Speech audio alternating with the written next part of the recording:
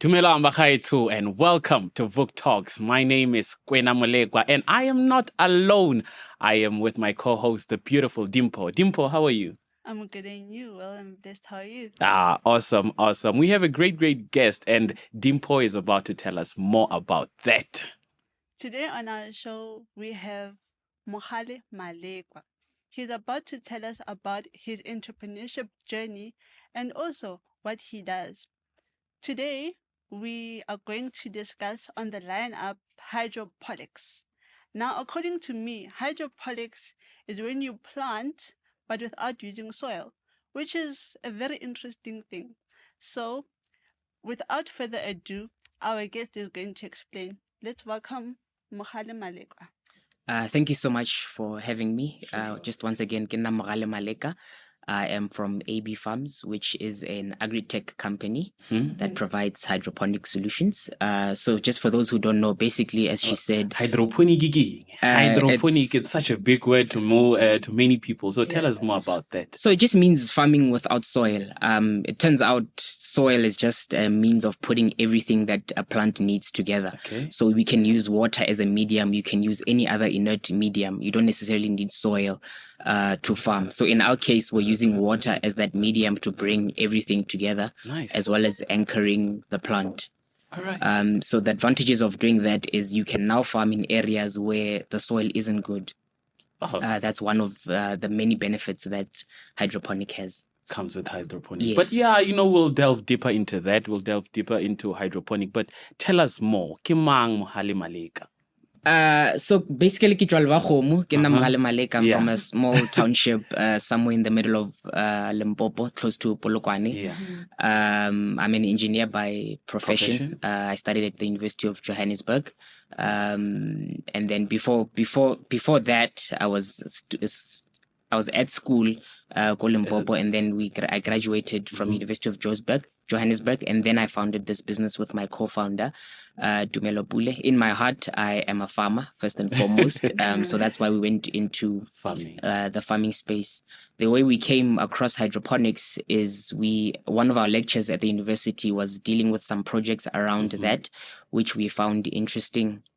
And then the December of the year we graduated, we built a small system just to sort of get a hands-on feel of the understanding of how it works, the advantages, the disadvantages, so on and so forth. And then from that, everything just sort of exploded. So how has hydroponics or your qualification informed you going into the business that you're in currently? So the farming component was quite difficult. We had to learn on the job, but it turns out farming is actually more of an engineering problem than it is of an agricultural problem. In a normal farm, for example, you've got lots of pumps, you've got lots of tractors, so there's a whole lot of mechanics that's happening on a farm. Yes. In hydroponics, farming is basically a plumbing problem. What we do is it's basically just like plumbing. There's a bunch of pipes, a bunch of pumps, valves, receivers, which we put everything together, and then it becomes an engineering problem, a fluid mechanics problem, as opposed to being a purely an agricultural problem. So that's how our education helped us in the farming aspect. But still now I think, when you're using soil in a normal essence of farming, the need for soil, manure and all of these things, and the soil is fertile and so on and so forth. In hydroponic, what is used other than using water as a medium, as you have said? So we use fertilizers, as you say, or even in the soil, you still need manure, which shows the soil in and of itself is not really that useful. That fertile. Yeah, so we also use manure. We use the same manure that the commercial farmers use. It's just that our manure is now water soluble. That just means it's like sugar. You can mix it in water and it will dissolve. Dilute. Yes, dilute. Right. So we use that fertilizer and then we run it through the system. The benefit of hydroponics is you can have a recirculative system. For example, in a normal farm, once you've irrigated, you can't go back. It's also quite difficult to control where that water goes. There's a run of water, there's evaporation. etc. But in a piping system, that water is not going anywhere. If I pour water in this cup, the water is going to stay there In the cup. in the cup. And then if I put a plant in the cup, like a vase, a lot of ladies who receive flowers will put their flowers in a vase. That water is not going to go anywhere. So there's an advantage to the vase as opposed to just putting it in the soil. Yes. So you use less fertilizer because of that. Because of that, you use less water, and you can plant in areas where ordinarily you wouldn't be able to plant. No. Okay. So do those areas, how do they are inclusive? So you say that like you can use it on a farm, right? Yes. Mara nna he ke le ko fleteng, can I also do hydroponics? Yes. So as long as you have clean running water, you could put a small system on your balcony and it can run. It can be in a small garden somewhere at the back of an RDP. Anywhere, basically. Yes. Anywhere. Yes, there's some guys who are doing it on the rooftops in Maboneng. Quite interesting. Yes. So there's lots of interpretations of hydroponics farm. Yes. It's just up to you to say in your environment, how will it work? Can you implement it? Yes, in the mining areas, for example, where because of the mining activities, the soil is basically dead. There's too much acid in the soil or alkaline. Too much lime in the soil, nothing will grow there. But when you come with hydroponics technology, all of a sudden you can you are able to have a farm. Yes, you at can the have very same place. Yes. All right, Mogale. So tell us now, how did you start the business? How did you and your partner co-found the business? So we got the initial idea from university. While we're still in our final year, we toyed around with some ideas around hydroponics. Together, we gathered some funds, just the two of us, to build just a small system in our backyard. Nice. And then we ran that system for about a month. We saw how it works. We saw the advantages and disadvantages. And then, fortunately enough, when we started showing it to people, there was someone who came and said, look, this is actually an interesting idea. The Department of Agriculture has something similar, which you could work on. After you could present your case to them, there's going to be applications. You can go and apply for that. And I think you have a good chance of getting it. So that was the initial step of us formalizing everything, moving from sort of a hobby type to of something to something solid. Yes. And then we actually did end up applying for that tunnel. It's a tunnel in the West Rand at the Western Area Agri Park. And we operated that tunnel for a couple of months. And then we saw some problems with it and all the other hydroponic systems in the market, and that's how we ended up designing and manufacturing our own system. Yes. That's really, really nice. That's really, really nice. So then how did you get funding? So the initial funding, again, we went back to one of our lectures at the University of Johannesburg, and through an institution called UJPETS, they funded the prototyping. So once we had the designs, which were electronic designs, we showed them to the University of Johannesburg, and they were kind enough to fund the 3D printing of that. It's like a 3D printing prototype that we can look. You can look at the design visually. Yes, and then we ended up testing how it operates. Yes, how that system operates with that prototype. With those two, there were two prototypes. With those two prototypes, we went to the Water Research Commission, the WRC, here in Linwood, Pretoria, and we used that as a proof of concept to say, look, we've got this idea, we've got the drawings, it looks like a solid idea. We have the 3D printed models. It's a proof of concept. We need funds to expand this and make sure that it's viable at scale. Nice. Yeah. That's really great. That's some really, really great stuff. That's revolutionary. Yes. So, Mput, the challenges that you came across. Plenty. As this magazine is called Vuks. It's about doing it for yourself, doing it on your own. As a young person, it's tough. To be honest with you, it wouldn't necessarily be my first option to say if I was going to advise a young person do go this. Into but because of the nature of the economy and where things are in the country, you're in a corner. You don't have a choice but to do it for yourself. As a young person, you don't know anyone. You don't have funds. Number one, the bank is not going to look at you at all. You don't have collateral. You don't have connections, you don't have experience. Yes. So there's a whole lot of challenges, and the only real way to overcome those challenges is through hard work and your ambition for yourself. Confidence goes a long way. If you can puff yourself up. You have to be comfortable with doing things that you're not familiar with. everything that you're doing as a young person, you're gonna be doing it for the first time. This is my first Yeah. time on a podcast. My first time seeing these, Seeing an entire set. yes, Yeah. funny lights. What I Yeah. thought we were gonna sit down on a couch, have a conversation as much. You know, it's everything is like that. Every day You I just wake need up to and I do something. get out of your for the- comfort zone. Yes. Everything that you do is going to be for the first time. So you have to be comfortable that you're gonna make a whole lot of mistakes. It's gonna take some Yeah. time. Yeah. More time than you think, more effort than you think. But with those just hard work, ambition, and believing in yourself, you'll be shocked at how far you can go and how far you can differentiate yourself. Also, as a young person, older people, unfortunately, because of our culture and everything, they're not going to take you serious. Never. So, it helps Yeah. that you're not there with your the way young people dress. You have to dress a little bit on the mature side of things. Learn to talk properly, learn to present yourself properly. All the things that young people are associated with, the bad things, those things that are going to be pressed on you. If you go to an institution and you say you want a number that ends with a million on top, it's not that easy. Yeah. You see, It's a challenge. yeah, so you have to prove your case. You have to go the extra mile and say, if it was an older person who was more experienced, who had a reputation, they might have signed that contract a little bit quicker. Yeah, but because you're a young person, they're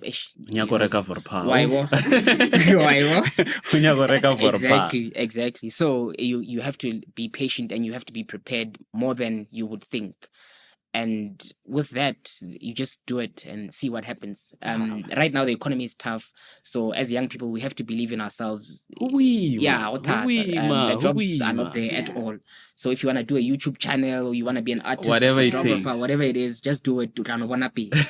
Yeah, I know. Taking you from there. From that perspective, from where you were and to where you are now, what are the lessons that you've learned along the way, you as an individual?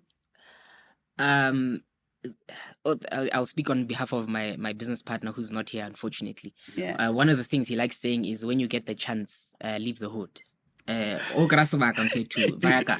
Leave. It's not to say there's anything wrong with the hood. It's not to say, but just it's a notion that get out of your comfort zone. There are things out there that if I was still in Lewachum, I wouldn't have been exposed to. So if you can leave, get out of your social circles, go and meet new people, different people. Social media is great for that if you can present yourself properly. That's the sort of the first lesson that I learned. The second I've already mentioned, which is get out of your comfort zone.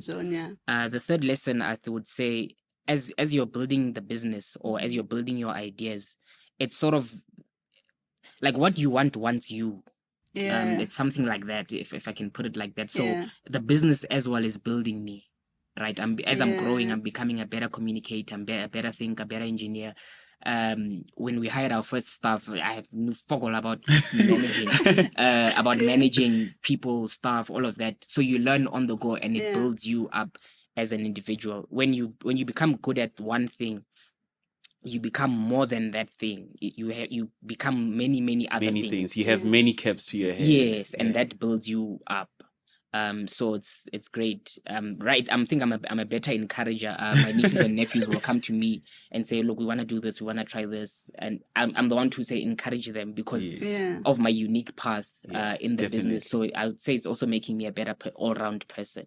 Oh, that's really nice. So, Mogale, there's Kwena who's from a small village there called Garamurulana. And he hears this podcast and asks himself, this thing. How do I go about it? And what do I need? How would you advise that person? Well, shameless plug, give me a call and we can have a chat about that. But so farming in general, you need quite a few things to work. You're going to need space to work. It doesn't have to be big. So you're going to need a piece of land, a plot of land somewhere. You're going to need access to infrastructure, water, electricity, the development of that infrastructure is going to need funding. A lot of funding. So you're going to need money from somewhere. The most important thing, which I've left for last, is you're going to need a market. Whatever it is that you're going to build, even if it's not you must sell some of it. Yes. So you have to know that before you plant, when this thing is ready, where is it gonna go? Because if you're planting cabbage, for example, sooner or later it's gonna get rotten. Definitely. Yeah. Right, so you have to sell it before you plant it, and with those things, anybody can be a successful farmer. One thing I forgot to mention is expertise. Yeah. You have to learn how to talk to the plant. If it's sick, if it's not well, before it gets sick, you have to say, oh, no man, this thing is gonna get sick. Let me do something, because once it's sick and it's brown, There's nothing. brothers is not gonna wanna eat it. Yeah. Mogale ba bolela le di-plant. We're learning something new today and every day. Kore, it's just amazing. Yeah. So as ABC Farming, what do you plant? So what we do as a business, we design these systems as we've been talking about, and we sell the systems to farmers. Can be households, could be emerging farmers, it could be commercial farmers. That's one side of the business. Okay. The second side of the business is we've got a farm in the West Rand where we're actually farming.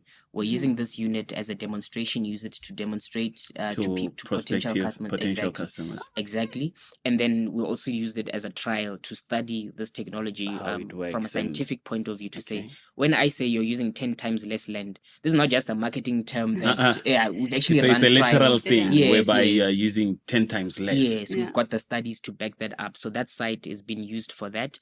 And then we farm on that site and we sell. So right now we do leafy greens, your lettuce, the fancy kind that you get at a decent restaurant, these colorful ones. The nice ones, the purple ones, the green ones. Yes. We also do herbs, your basil, parsley, coriander, mint, all those high value crops. And then, but the system can also do spinach. It can do things like kale, your strawberries, and a whole lot of other things. It's a new technology, so we haven't planted every single thing that it's possible that you could plant with. Yes. So I guess at this point you are limited to leafy veggies or leafy plants. Yes. Cabbage, come on. Yeah, cabbage will work, but the problem with cabbage is it takes too long. So cabbage is a 3 months crop, which means at a specific space you can only plant 4 cabbages in a year. Right? Cabbage at the street is about 10 rand now, right? In my system, if I'm doing lettuce, for example, I'm gonna plant in that same spot. I'm gonna plant 12 lettuces every month. I'm going to harvest. No, I don't plant the lettuce. Cabbage I don't planting lettuce. Cabbage.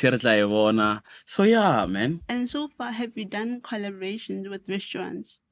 We've sold to restaurants through an intermediary, but we haven't approached restaurants directly, because our main focus up until recently has been on the selling of these systems.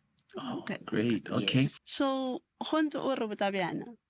in terms of government intervention, because we've touched on previously that you got funding from them, but in terms of approach, how did you approach them, and how did you eventually get the funding that you needed? So we applied. So there was actually a call to say there's this hydroponic system that's available. You can apply for it, and it was a fair process, like any other process. We applied for that, then we got it. Once we were operating within the government structure. You start to meet people to say, okay, this is this person, this is their role, and then access to information starts to flow easier as opposed to when you're outside of that ecosystem. Yes. So once we developed our system, which it was funded by the UJPs, the prototyping, and then the WRC through WADA, which is a tech accelerator. Once they funded the development of that, we went to the Gauteng Department of Agriculture, and then they gave us space. They gave us land to build this system on, and to construct it, and to operate it, and to run the trials, right? On that land, they gave us access to water, access to electricity, access to farming inputs, and basically everything that we needed. Also, specialty, they put a horticulture specialist on site who comes and looks at the crops and say, okay, this is how we advise you. These are ones who taught us how to talk to the plants. And then during the trials, we did the trials that were funded by the WRC with the RC, the Agricultural Research Commission. They also come on site and they advise, say, this is how you should be running the system. This is the water programs. This is the fertilizer. Look out for this, that, and the third. I think it's unfortunate that government doesn't have a good way of of showing their work. A lot of stuff that you see on government is quite negative, but through these podcasts we'll start to see those positive stories Definitely, and stuff's yeah. happening on the ground, that a lot of good work is being done, but it's not being captured by mainstream media. So I think I've mentioned all of the institutions that have helped assisted us. you. Yes. All right. No, re utlwa Mogale, man. Yeah. And I'm thinking, or no, man, then I want to participate in this thing. I want to farm hydroponically, if that's even possible, if that's even a word. You understand? Yes. So how do I get a hold of you?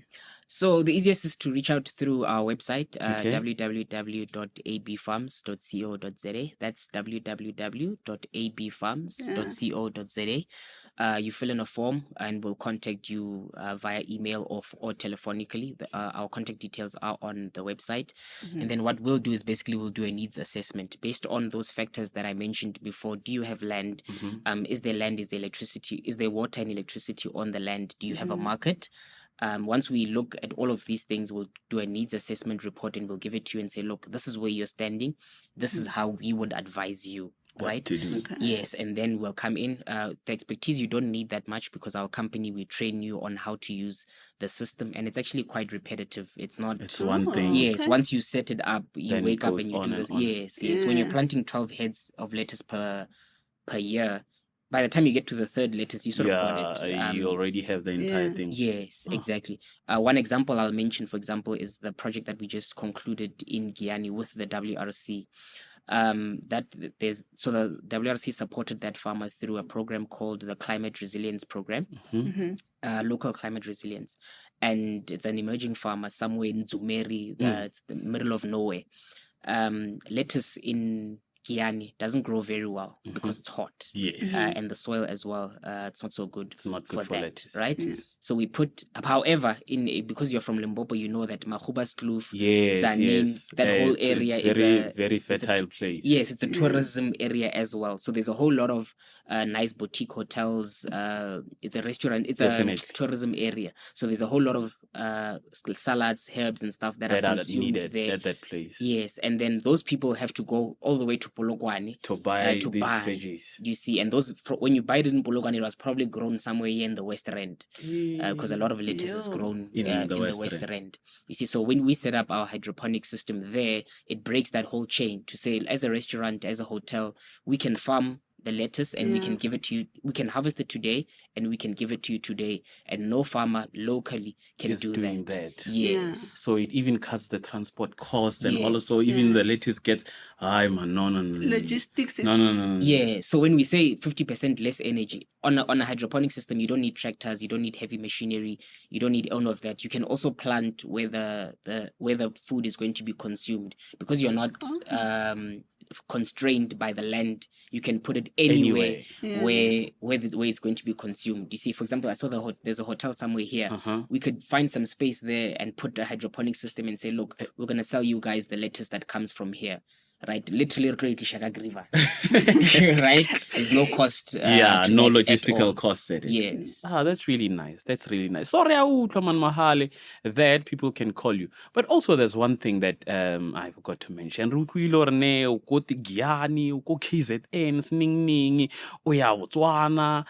What's coming up? What's next for you? So we've got two projects in Botswana now that we're doing. One is confirmed, the other one we're still working on it. But as we said before, look, at some point get out of the hood. So I would also say, as young people, at some point get out of the counter. Yes. At some point you have to look at international opportunities. If you've got the skills and you've got the businesses, we need foreign currency in our country. Absolutely. We need those dollars, those euros. Importation. Yes, it's going to be very important for young people to go and look for opportunities abroad and see what they can learn and bring them back home. So for us, that's sort of the next step. We're not necessarily a big company, but we're looking aggressively at international markets to say, Botswana just put legislation, I think at the beginning of last year, to say they're tired of importing food from South Africa. A lot of the food that's that consumed, they have yes, in it comes Botswana, from they import it from us. Exactly. So what we're saying is, okay, fine. With this technology, we can come and set up there. We can train the local farmers, and they can use it. It's very repetitive. It's Simple. sustainable, environmentally friendly.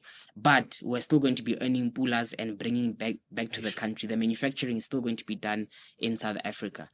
So I think that's what's next. That's what we are looking forward to. Just one more thing that I would mention with that is the WRC was also paid for us to go to the 2020 Dubai Expo. Where we went, hey, Darams. yeah. So to go and show this technology Showcase your technology. at a world scale, and it's been very positive. So we're also looking at a lot of those areas in the Middle East where it's basically a desert. Deserts and They don't farm very well, but with this technology, they can start to look at sustainable so farming. they import a lot. So I'm thinking, Yes.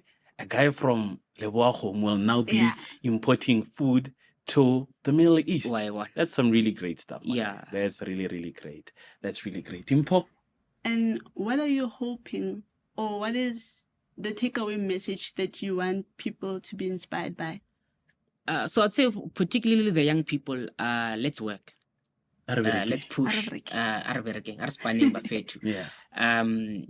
There are no opportunities. There aren't a lot of opportunities out there. So do it for yourself. True. Whatever it is that you want to do, just do it.